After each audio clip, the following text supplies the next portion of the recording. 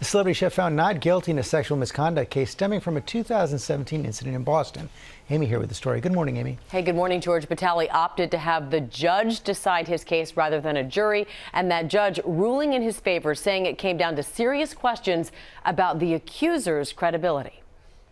I'm going to find the defendant not guilty to the charge of indecent assault and battery. Celebrity chef Mario Batali walking out of court a free man after being accused of forcibly kissing and groping a woman while taking selfies inside a now-closed Boston restaurant in 2017. On Monday, his accuser Natalie Tenay taking the stand, testifying about Batali's alleged sexual misconduct. Touching of my breasts, touching of my rear end, touching all over my face. It was just a lot happening. The judge, James Statton, acknowledging Batali behaved badly, but questioning the victim's credibility and whether she was financially motivated. Text messages revealed in court showed a friend advised her to play up the story to collect money from Batali, and Tenay replied, of course. Tenay also texting a friend she could hopefully get $10,000 for photos of the celebrity chef.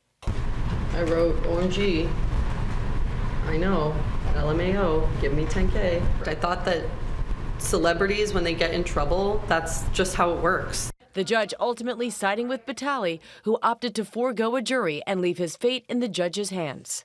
The complaining witness has significant credibility issues, and they support the defendant's contention that her motive was financial gain. Batali now avoiding 2 years in prison, but suffering major fallout from multiple sexual misconduct allegations in 2017. So we're watching, and there it is. It's the moment. So you introduce the tomatoes. The star of the Emmy Award-winning ABC show The Chew, losing his role on the program and hold of his multi-million-dollar food empire, which included brands like Italy. Batali has denied all charges he's faced.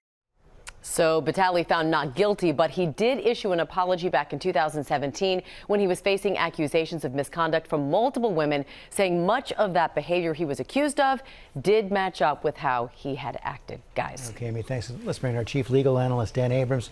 Pretty speedy decision from the judge. Yeah, I mean, there were only two witnesses who were called. It was the accuser herself and a friend of hers.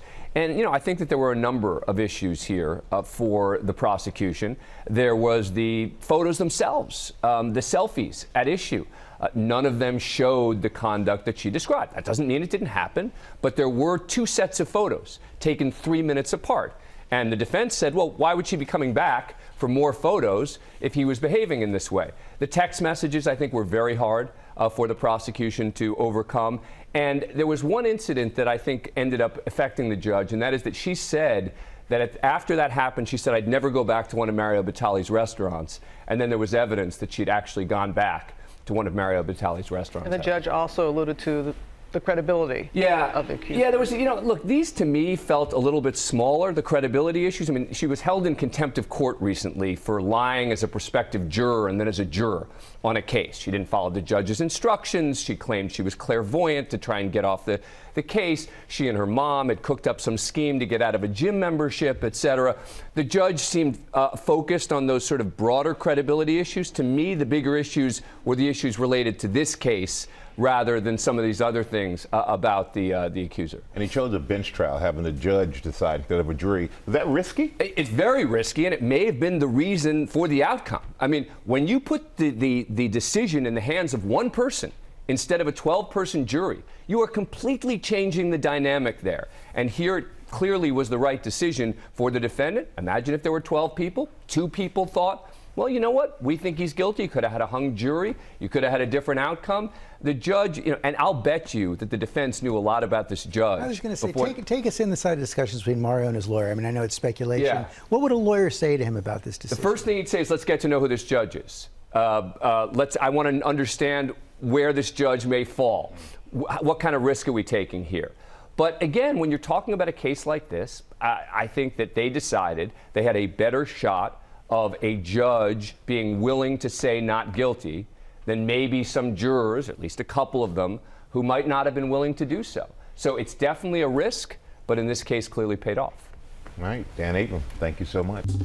Well, hey there, GMA fans. Robin Roberts here. Thanks for checking out our YouTube channel. Lots of great stuff here. So go on, click the subscribe button right over here To get more of awesome videos and content from GMA every day, anytime.